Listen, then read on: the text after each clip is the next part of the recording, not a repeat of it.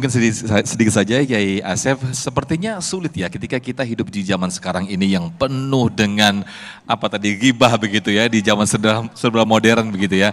Nah mungkin berbeda ketika zaman sahabat Nabi dulu bahkan ketika melihat kemaksiatan salah seorang sahabat bahkan sampai mencongkel matanya untuk menghapuskan dosanya. Nah apa kita harus seperti itu ketika hidup di zaman ini yang sepertinya tidak bisa luput dari dosa? Gimana Kiai Asep? Ya, pertama kita harus tahu dosa ghibah itu seperti apa. Al-ghibah asyaddu minaz zina. Katanya begitu. Ghibah itu dosanya lebih bahaya daripada zina.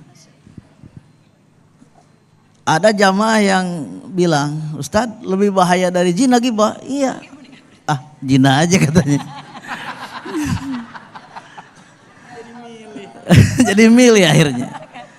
Zina itu dosanya besar. Kita kan sudah tahu tadi, zina itu dosanya besar. Dan hukumannya tak dalam Al-Quran.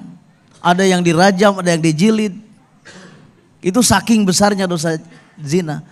Tapi ada dosa yang lebih besar dari zina. Ghibah.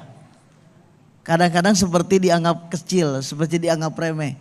Kenapa dosa ghibah lebih besar daripada zina? Dosa zina itu kaitannya dengan Allah. Tapi dosa ghibah itu kaitannya dengan manusia. Allah tidak akan memaafkan orang tersebut selagi orang itu belum minta maaf kepada orang yang digibahinya. Mending kalau dekat. Ini coba kalau jauh. Dari Manado misalnya, ngegibahin orang Jakarta. Ongkosnya berapa? Ya. Jadi hati-hatilah kalau mau bicara itu hati-hati.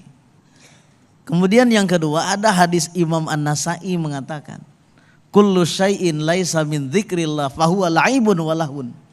Segala sesuatu yang tidak ada zikirnya kepada Allah itu hanyalah main-main saja. Masya Allah. Ibadah saja kalau di dalamnya nggak ada zikirnya main-main itu. Setan kenapa disebut khannas? Kan ada dalam Al-Quran tuh.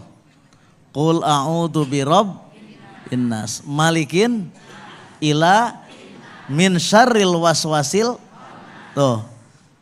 Dari jeleknya waswas.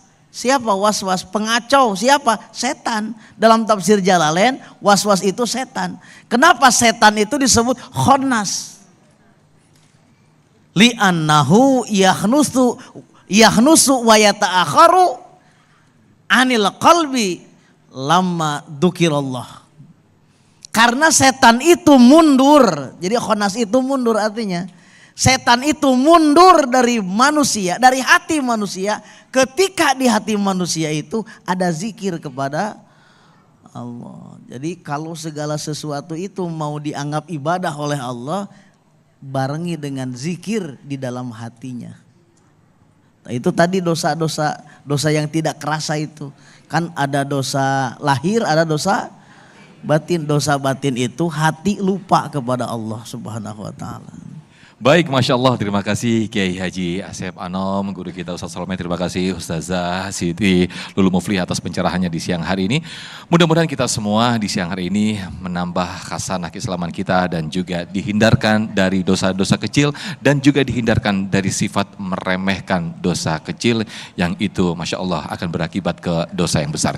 Nah kami mengingatkan sekali lagi ke pemirsa masih ada waktu untuk memilih dai favorit Anda melalui www.menti.com dengan masukkan kode di 1411781 atau kami tampilkan di layar kaca. Anda langsung bisa scan barcode kami dan langsung bisa memilih dai muda pilihan Anda. Kami akan tampilkan klasemen sementara siapakah yang unggul saat ini, sementara ini hasil voting atau hasil pilihan pemirsa. Ya, untuk urutan pertama masih diduduki oleh Nurul Khanzan, kemudian Dwi Angga urutan kedua dan Agus Fikriana. Masih ada waktu, segera pilih dengan www.menti.com atau scan barcode kami ya. Kami akan kembali usai jeda sesaat lagi.